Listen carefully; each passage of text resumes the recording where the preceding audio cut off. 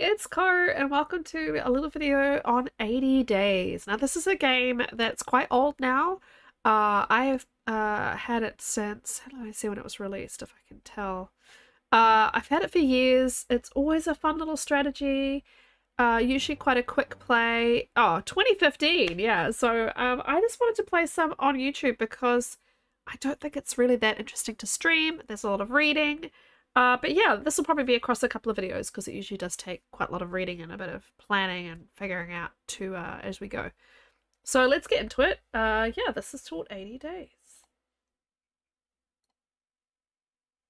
I have entered into the service of a new gentleman. It would seem he is a gambling man.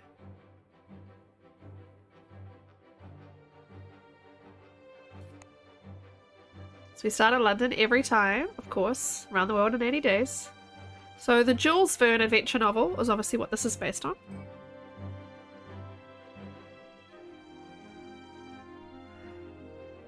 And you can use a variety of travel methods. You have to manage your money. You have to keep your relationship with your master in good stead. You're playing as his loyal aide, Passepartout.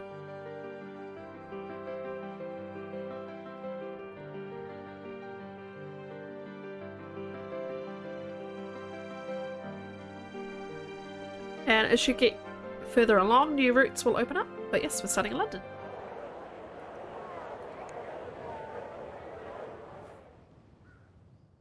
My master returned home from the Reform Club with a strange gleam in his eye. Passepartout, said he, we are going around the world. Pack my hunting rifle and my evening jacket. There is not a moment to waste. You, Passepartout, now have fun. We have £4,000 to start. And it'll show you the routes that have just been discovered. At the moment, we can only go to Paris. So we want the European train timetable. Don't think we'll need the rifle. I don't think I've ever taken the rifle. Yeah. That's it. Oh. So now we've got a complete Englishman's wardrobe. So there's certain items that if you have all of the set, it's a bit like Monopoly. If you have all of the set, they make certain things easier for you. So because we have the gentleman's wardrobe, we'll get our upper class journeys are easier to negotiate, for example. So yeah, so these are the choices that we have.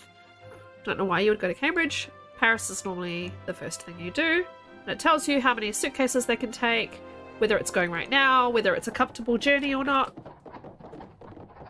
Because if it's uncomfortable, his health rating will go down. It's basically your relationship meter. It's his health, but it's how well you're getting along. We leapt aboard the 825 from Charing Cross as the final whistle shrieked its warning. Our journey had begun. I'm in fine form, but we must make haste. So he'll say stuff, depending on how well he is.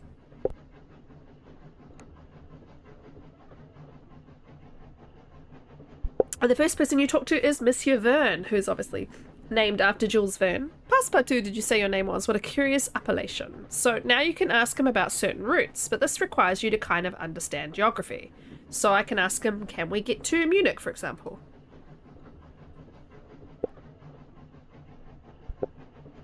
Okay, so he's saying you can get to Ekaterinburg from Moscow, but the fare is prohibitive. So then you can ask him how we can get from Munich to elsewhere. So say Munich to Venice. He tells you another fun fact. Can we go to Prague?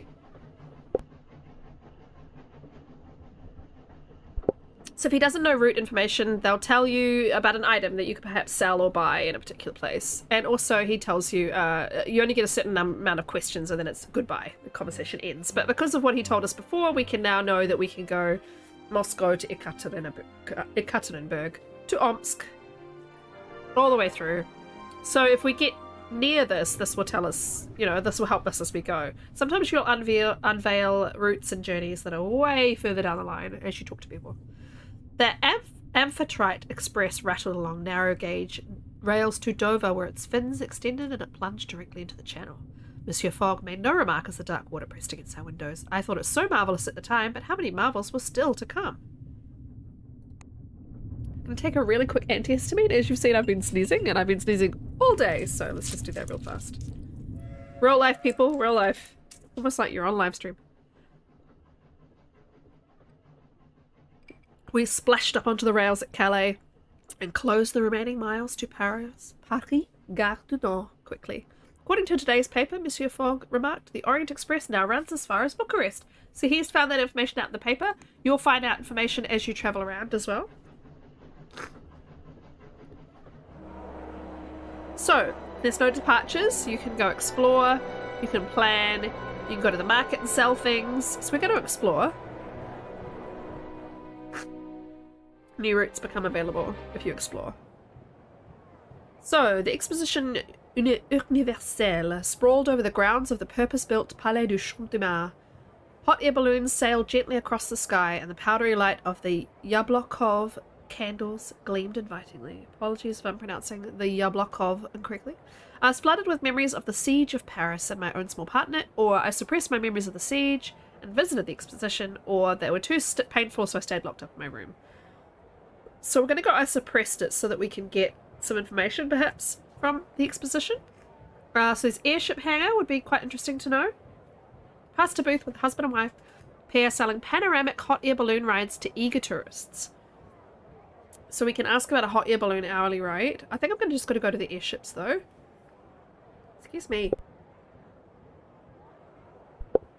So we can look at the African-made rigid metal balloon, the gilded Egyptian Ifrit class airship, the metal-clad four-propeller Savarkar Atmatic, the bulky coal-gas-powered Ottoman Gayak, and the twin-bladed Peruvian gyrocopter. Or gyrocopter. I don't know. Maybe this one? It looked like a vast flying sarcophagus. Do people really fly in such things? I asked an exhibitor. Indeed, hundreds of them do, and every day. He replied with a booming laugh. They say the skies of Arabia are crisscrossed with the trails of Egyptian ships. Maybe one day soon, Monsieur Fogg and I would find ourselves flying in such a craft. I returned to the exposition centre, my thoughts turning with clouds and engine rotors. So again, we can go to the Avenue of Nations this time. A most eclectic sight, so there's lots of delegates. The Austro-Hungarian delegation was being harangued by an artificer? I don't remember. The Zulu Federation had built a replica village. Let's ask these guys. Who looked to me like a farm boy from Provence. The artificer's gonna bother me now, was pointing at one of the soldiers guarding the doorway and shouting in terrible German, Verboten, verboten. What is the matter here? I asked the artificer, and he rounded on me. These Austro-Hungarians, he raged, in peasant-accented French. How dare they? Every nation has a right to be here, I began, but was interrupted. Not to be here, the artificer snapped. That! The soldier by the stand moved suddenly with a mechanical judder, and I realized he was no man at all, but rather an automaton, with an enamel-painted uniform and pewter face. The artificer cursed. These Austro-Hungarians have brought their automata soldiers to Paris, even though war machines are expressly forbidden by the guild. Who knows what danger they might present? I turned away hurriedly. Crowds of tourists jostled and heaved past, their eyes wide with wonder. Let's go see the Artificers Guild. A steam-powered automaton orchestra played gleaming brass instruments. Had the most incredible display of machines, as though a scrapyard had been brought to life. One of them was explaining the guild's credo to a group of sticky-fingered children. Had his hands deep inside a human-shaped automaton. Rummaging through its clockwork innards, he took out a piece of engraved glass and peered at it with a jeweler's loupe. Dashed thing? He cursed in upper-class English tones and then looked up. Oh, hello. I didn't mean to interrupt. What are you doing? I pointed at the shard. What is that? It's the control glass of my automaton, or it would be if it worked. This one is meant to be a cook, but can't even fry a chip. How does the glass work? It's complicated. Light scatters and bends, and never mind. In this case, it doesn't work. I need a Persian engraver. The best work is done in Tehran, you know. I wished him luck. And returned. Okay, well that's kind of interesting. He was eating a meal of plain boiled beef à l'anglaise. Did you enjoy the exposition? My master inquired diffidently, as though I'd been out visiting a great aunt, having preferred a hearty meal and English newspaper. And I nodded. Will we travel by airship, do you suppose? I think it highly likely. They're expensive but extremely fast. I dreamed that night of mechanical wonders and automatons with beautifully enamelled faces, knowing little of the strange inventions and stranger peoples I would soon encounter in my journey around the world. Right, so we're going to go. So I think we're going to take this long route here through to Bucharest. I think it's not a bad idea. Maybe we can get up to Moscow. Otherwise, we need to go up to Warsaw if we want to take this train across Russia. But I think it might be more interesting if we do Bucharest and then go around here somehow. Going across Russia. It's going to be cold and uncomfortable. It does then put you into Asia. Excuse me. But I have done that way a few times, so we're going to go Bucharest, I think. Or we could just go to far as Budapest and go down to Greece. No, let's go Bucharest. Let's go Bucharest. Let's just do it. One suitcase, that's fine, and it's bearable. Okay, good.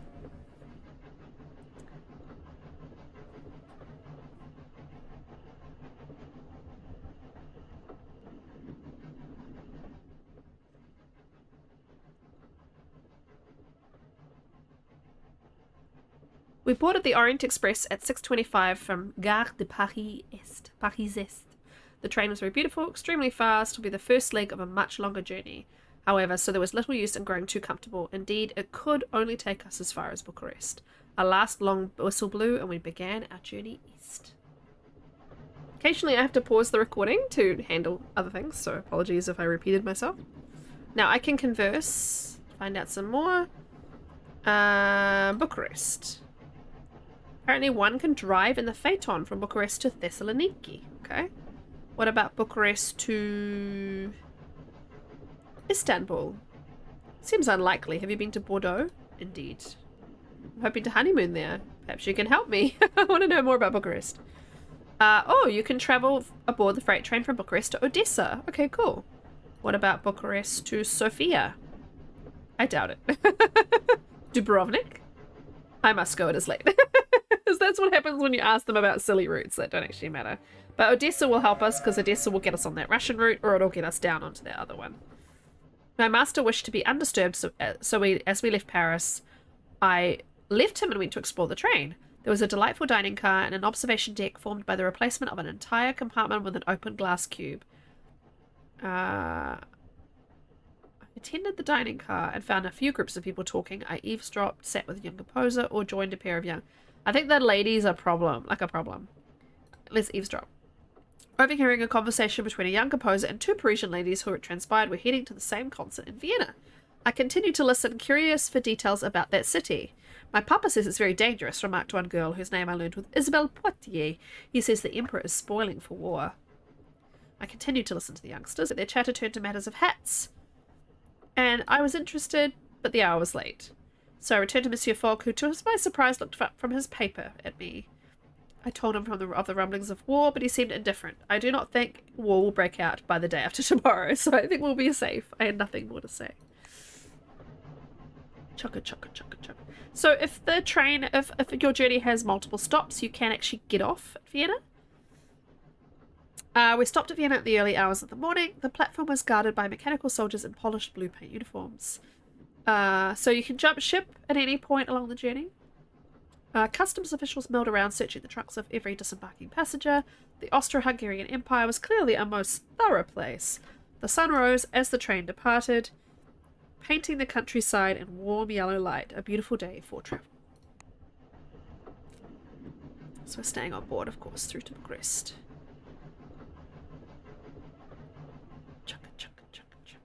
The next day was short. We arrived at Bucharest before noon and without incident, but as we disembarked from the train there was a loud commotion on the platform.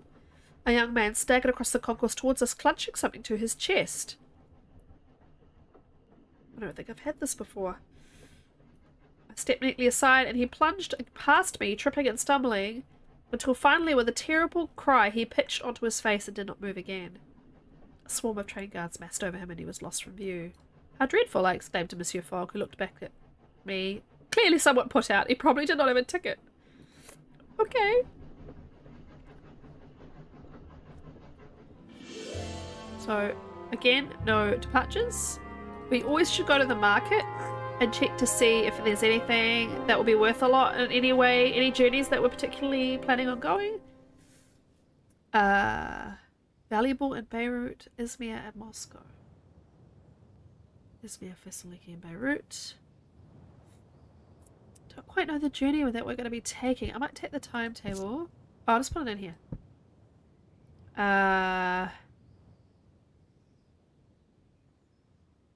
Yeah, that'll probably do for now.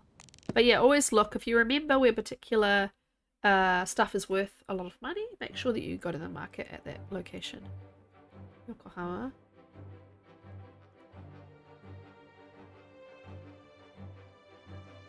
Wow, okay.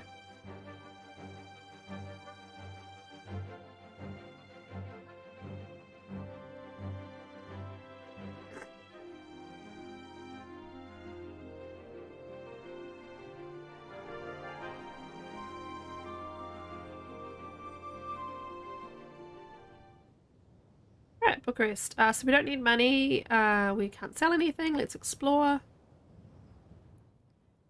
Monsieur Fogg informed me that Bucharest was known rather widely as Little Paris. He was most certainly trying to make me feel at home, though my Frenchman's pride bristled a little at the comparison. I took a tram to the city centre, which was modern in every sense of the word. Electric lights illuminated all but a handful of shop fronts and boyars' residences. Bozek cars sputtered oil fumes into the air, and vendors hawked all manner of little automata on street corners. A cunningly fashioned lamp in the shape of a lily proclaimed the local Artificers Guild outpost. I pushed open the door and immediately began to cough from the dust. I looked at the shelves, which were distressingly empty of automata or devices.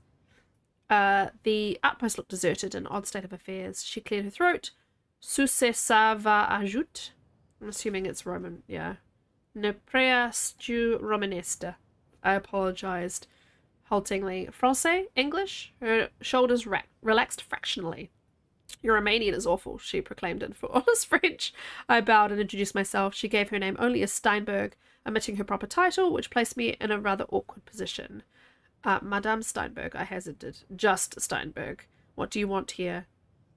This is the Artificers Guild. I asked, somewhat unimpressed. The guild is not very popular at the moment, she allowed.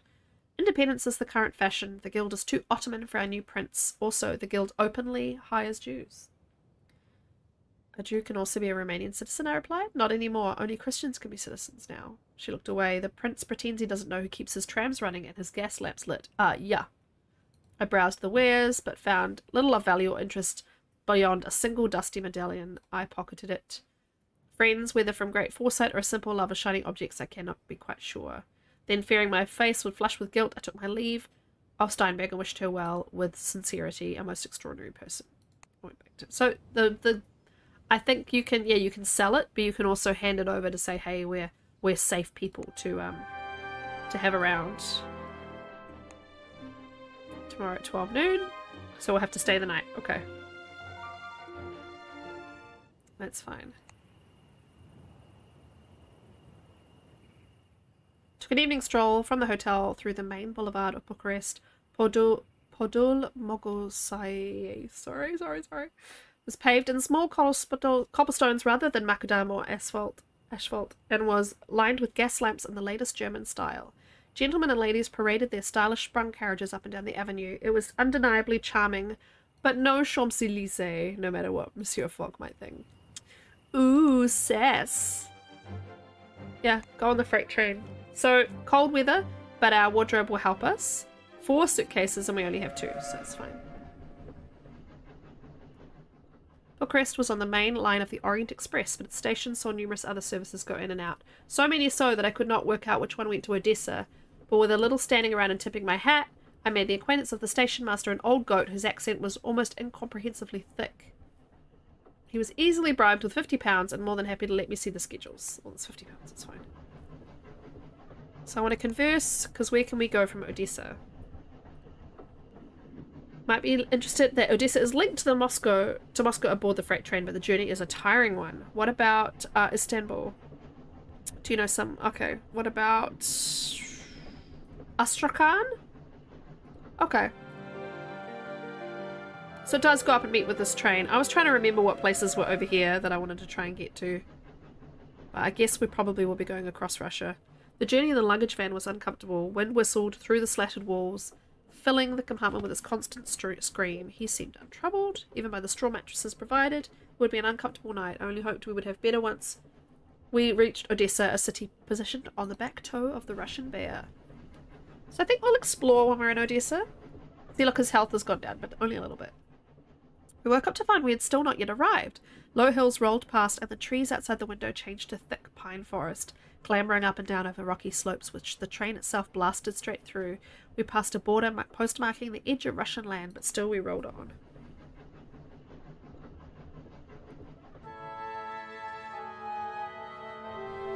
Anything we can sell? No. So we have the medallion. Realm, fur coat, Russian gentlemen's. I mean, this might be helpful if we want to get something like fur. Seeing we've got space, just to keep us warm because, you know, Russia is cold. Okay, so we can go down to Istanbul.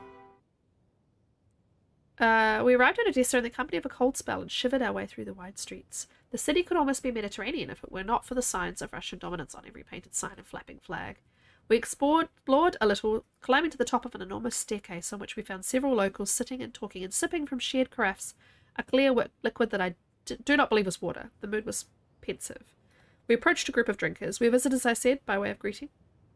Monsieur Fogg hung back, taking in the surroundings rather than looking at the people themselves.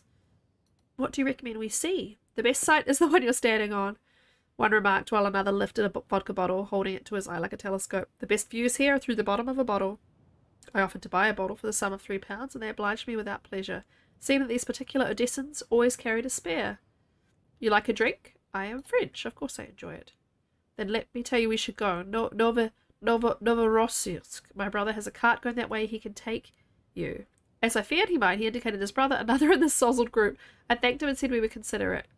Your character is now courageous. So we can now actually go this way, which I'd much prefer. Much prefer something more interesting than just going across Russia. Private car. Oh, it's going to knock the health down. The fur coat. Oh, the fur coat will fix it. Oh, I'm glad I just bought the fur coat then. It was departing in 5 minutes too. I'm glad we took it. Usually I go either all the way across Russia or I've gone down through Greece and along that way. I haven't gone this route in a long time.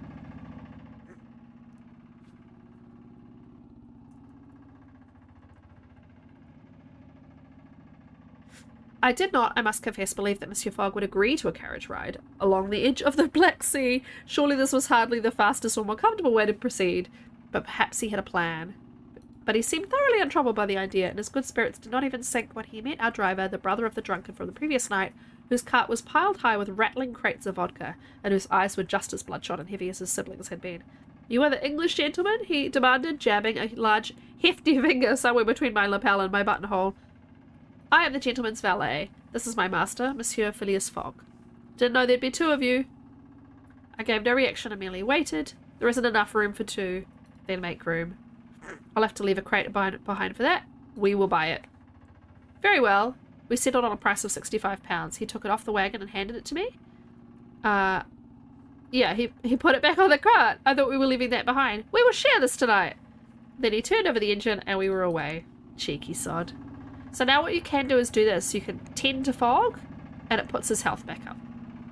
Doesn't give you much each time, but it's a little bit, you know. The edge of the Black Sea made a beautiful border to our journey as we chugged along in style. Sometimes I imagined the world as a giant boulder curving down on both sides. And I saw us as ants, crawling over an endless plain, never to return to civilization. Perhaps I thought, until we were back in London, I would not truly believe the earth to be round at all.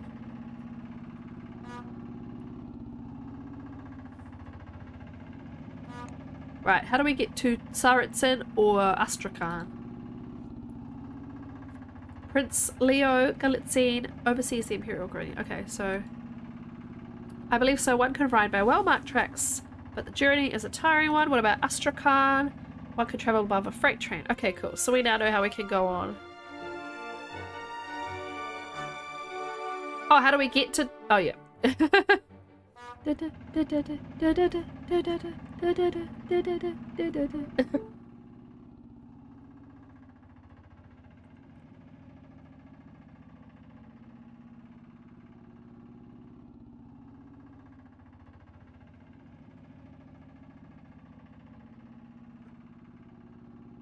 We must have gone wrong somewhere to ended up where we were. The Black Sea was to the south, rather pretty, not very black. We had drunk rather a lot. the previous night and would only find out much later that vodka is transported at high strength before being diluted for sale. Apparently, Monsieur Fogg was beautiful. Beautifully asleep like a little child. I fear another night aboard this carriage would be the death of us. Oh boy! It's dropping us. Not bad though. 85's fine. The journey into Novorossiysk? Novorossiysk. This is testing all of my language attempts. Was completed in silence, but for the gentle sound of groaning issuing from Monsieur Fogg. I never realized traveling the world could be so dangerous. Well, we made it. Some of our possessions could earn us well here. The fur coat. Our evening jacket. Yeah, that sells for a good amount of money. Rubber-soled shoes for frequent flyer. Fur-lined boots for cold climates. Well, they're only £11, so I think we'll get those. And let's explore. Oh yes, we can go down to through to Tehran. That might be interesting. Novorossiysk is a harbour town known for its excellent wines, and we avoided all of them most assiduously. We stayed to a diet of fresh sea air, long walks, and very little to eat for the duration of our stay. Okay, so we could do Tehran, or we could do Astrakhan. Astrakhan, I'm interested to see. I think we'll do Tehran. Departs tomorrow at 3. Oh, it said at 8 minutes. Okay. The Blue Flower. The Blue Flower was a trading vessel carrying fabrics and foodstuffs from Europe to Tehran and the edge of the Indian subcontinent. I fancied this would be a quiet journey and settled in to enjoy the ride. Greetings, Monsieur Morov. Tell me about Tehran. Prime Minister is a good influence on the young Shah. Can we go to Baghdad?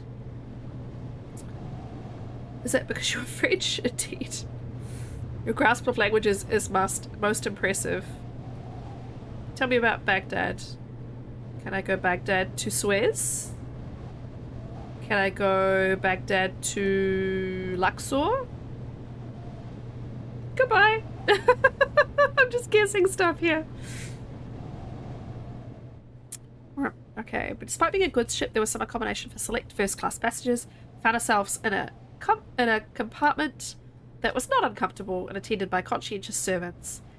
I took the odd constitutional around the deck, made an effort to encounter other passengers by placing myself in the main lounge and looking most attentive. So he's in roaring health now. Ah, so Baghdad would have been taking us the wrong way anyway, so that's fine.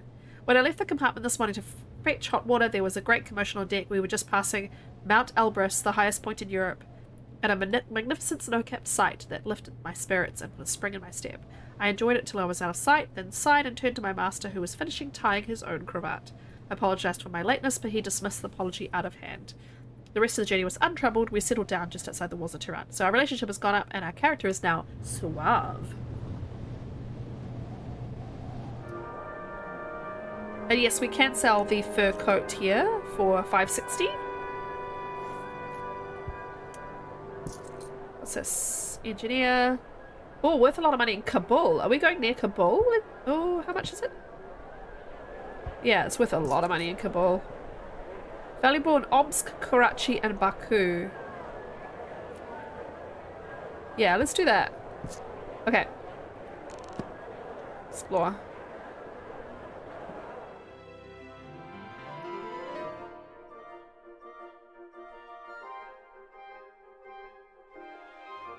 Oh, Baku's up.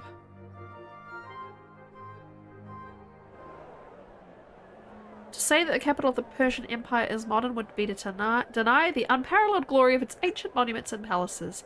Yet Bayandor-class airships or Copperberg airships and mechanical palanquins. Oh god, this is testing all of my languages. Adorned with enamel and goldwork, carried officials, poets, and lovers up and down the gaslit avenues. The Qajar Shahs ruled over an empire almost constantly in war, but the recent alliance with the Ottoman Sublime Porte has allowed the city to prosper despite border disputes with Russia and British India. The city is a garden of culture and art, protected from the skirmishes along its borders. I sat in the cafes with poets as they duelled each other with words and competed for patronage.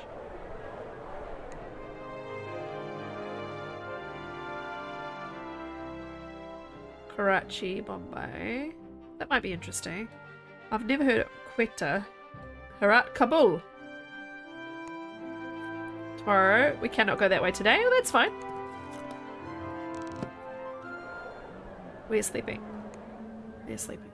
We're back to having more money than we started with, so that's great. The poets and musicians retreated as night fell, and the cafes filled with technicians drinking heavily sweetened coffee and racing their inventions across tabletops. I spoke to the metal forgers, an older woman whose muscular arms bulged under her chador. I'm going into Hebrew automatically there, or chador, leaned closer. The other artificers call us mere blacksmiths, she said, waving her burn-spotted hands. But could they make their wondrous devices if we didn't first hammer at their copper sheets and spin their wires? Showed them my guild medallion, and they examined it with definite interest. Just because you're an artificer or a friend of artificers does not mean you can make automata. Of course. What qualifications do you need? I asked, leaning forward. In other cultures, Rafik continued derisively, a copper lily may be enough for an artificer to complete their education. We all apprentice to other guilds and craftsmen. To truly make automata, we must be jewelers, architects, shipwrights, cobblers, doctors, and dancers. Then you must learn endlessly, Rafik smiled. Is that not what human culture is? Is that not what Tehran is? Endless learning poured into buildings and gardens and inventions. I swallowed. Are you sure you're not a poet? And I'm a dancer too, Rafik winked, and we clinked our coffee glasses together. Someone further in called out, to the Shahanshah, and we all raised our cups, and some wag added, may he live forever under the watchful eye of the Prime Minister, and everyone laughed.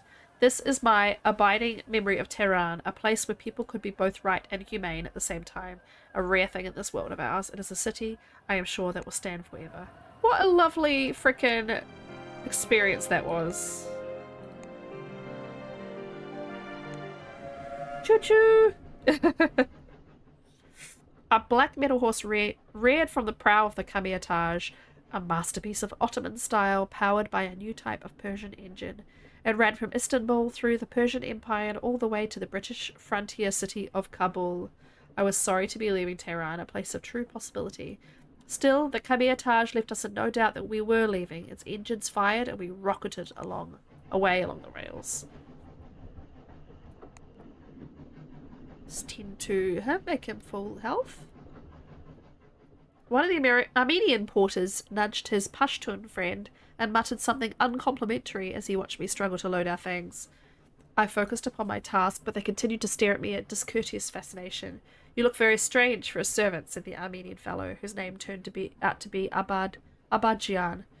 I looked the man level in the eye. I am a strange sort of servant, I admitted, thinking on the unconventional services I had performed for my master since we had departed London. They only laughed pityingly in response. Monsieur Abadjian tucked a purple lambswool pashmina around my neck. Perhaps this will help, he said rather hopelessly. I stroked the soft fabric as I returned to my compartment. Monsieur Fogg made no comment, distracted by the whistles and shouts which marked our departure from Tehran. Yeah, we could sell it in Colombo, apparently. Right, let's find out where we can go from Kabul. Passepartout, did you say? What a strange name. I've heard that the British have an uneasy peace with Duranis. What about Lahore? Lahore can be reached from Kabul by Palakan along the Grand Trunk Road, but the journey is a tiring one. Can we then go to...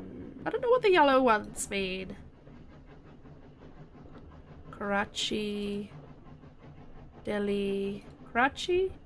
I don't know. Okay. Do we want to go to Karachi? Lahore, Delhi, Agra. We're stopping at Kabul.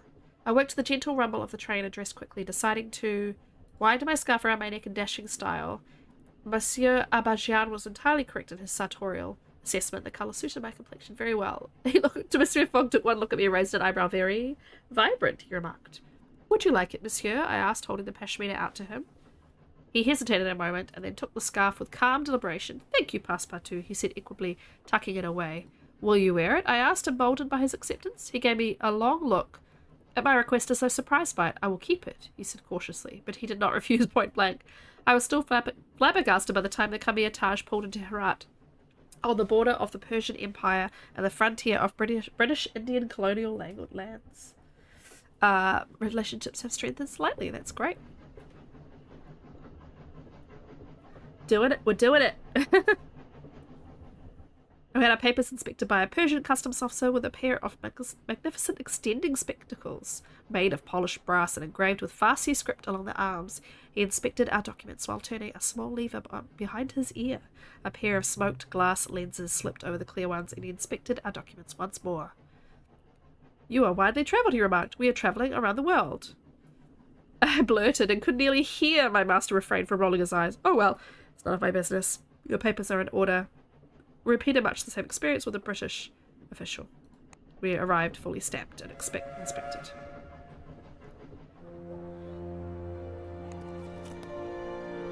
That's what we wanted to do! 10 grand! That's worth a lot in Calcutta. We might get the evening jacket back, actually. So, we could go along to Agra. Or just to Delhi. Yeah, let's go to Agra. Doesn't leave for 3 days, but we can negotiate. 540 in 2 days or 2 grand tomorrow. Day 12. We've got time. 2 days.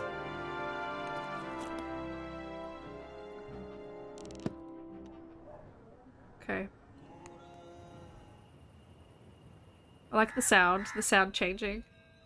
As we explored the city, we were rather unceremoniously seized by a score of British infantry and marched along the walls of Kabul, up the mountain ridge, and to the fortress of Bala Hissar. Monsieur Fogg protested our treatment, and I joined my voice to his, though my outraged tones rather outmatched his calm ones. We were presented to a small, bespectacled gentleman in a palatial office which looked rather more like a court, despite the piles of books and surveyor's equipment littering the floor. He gave us a glance over his spectacle rims. I'm Mr. Smythe, second assistant political officer to the British mission here. I do not have the pleasure of your acquaintance. I glanced at my master, who straightened his cuffs but otherwise looked as though he might have been out for a mid-morning stroll and had wandered by merest happenstance into an Afghan palace fort. I am Mr. Phileas Fogg, and this is my valet Passepartout. I'm a subject of Her Majesty and passing through Kabul with no small urgency. Urgency? The political officer's eyes flashed behind his lenses. Pray expand a little upon the nature of this urgency, Mr. Fogg. He had the measure of my cool-eyed master, that much was certain. Monsieur Fogg was not used to being on the other side of the interrogation table, and I felt rather protective of him as Monsieur Fogg explained his wager and our resultant breakneck trip around the world. I could see Smythe growing more astonished with each word. Finally, he took off his glasses and tapped them on the table. Were you Russian or Persian spies? He said musingly. You could not have a more plausible story. I could not in all honesty disagree. My master's ongoing willingness to risk life, limb and valet for a bet seemed to me the height of nonsense. I fear I did not keep my thoughts from my face either, as I saw Monsieur Fogg's cold glance. I may have damaged the relationship slightly. Monsieur Smythe's eyebrow raised in an airy mirroring of my master's expression, and he cleared his throat. A friend of mine is travelling to Omsk. I'd consider it a great favour if you accompanied her. Omsk is quite far. It's not really what way we're going. Yes, but at Omsk you can catch the Trans-Siberian Express all the way to Ussurisk, or change at Karamskaya for Beijing. Think on it. He dismissed us. I don't really want to go that way. I've been avoiding Russia. I've literally been avoiding Russia. I suppose I could go down into China. No, can we just leave before this guy tells us where to go? What happens if we stay the night and we ignore this guy? Oh, we don't have a choice. I'm exploring. I'm not going. I'm not being bullied. No, I'm not doing it. I'm not doing it.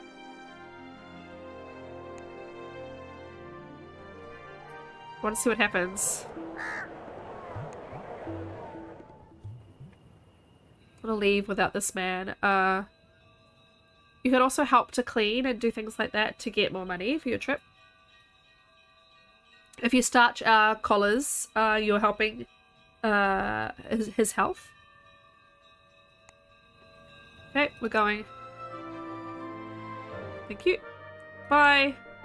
I don't care that we're going to be uncomfortable. We're not going to Omsk.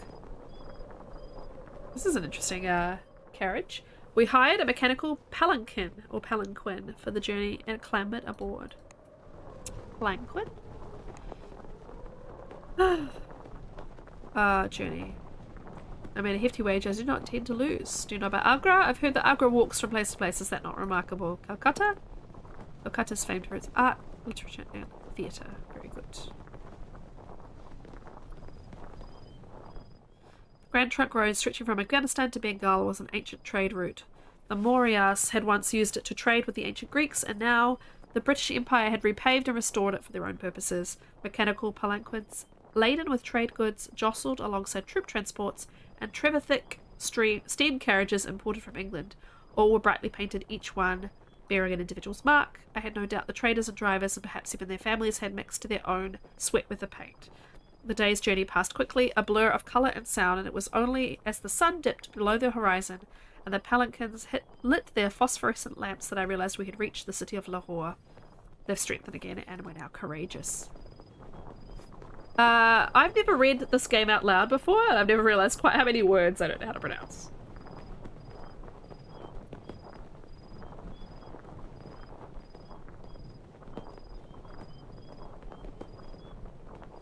Travelling through the night. Yeah, he's not losing much health.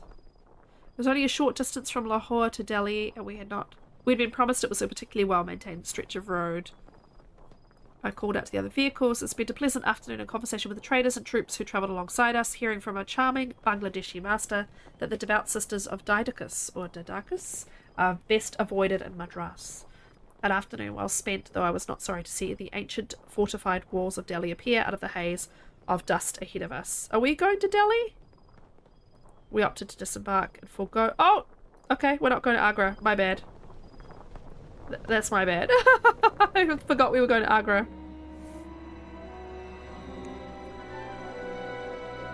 Okay, well we need to sleep for the night and work out what we're doing tomorrow. Delhi's quite a large place, I figured we would find stuff out. The quickest way to Waltair is to go via Madras. Useful information, no doubt.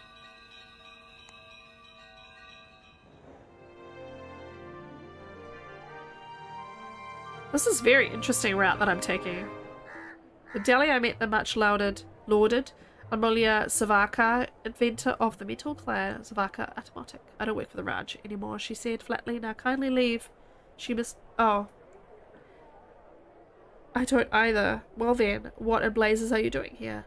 We're conversing in the gardens of Jantamanta, a park containing a grand collection of architectural astronomical instruments, 5-story high sundials, instruments for calculating by the stars, all built by a Mughal emperor some 150 years ago. I had been admiring one very large piece with some admiration when I happened across a group of children being guided by none other than British India's most famed inventor. What are you doing here, madame? I asked. I am guiding these worthless tourists around a historical monument for which I received my salary. You are hindering me in the performance of my duties. Madame Savarkar gestured to the huddle of memsahibs who looked, if anything, rather more interested in our exchange than the content of the tour. That was the sum of my conversation. I don't really need to talk to her. Okay. I guess we're going to Madras, but I'm going to leave that for next time. We're going to continue this journey in the next episode. So thank you very much for watching my little play of 80 Days, and I'll be back shortly. See you soon. Bye.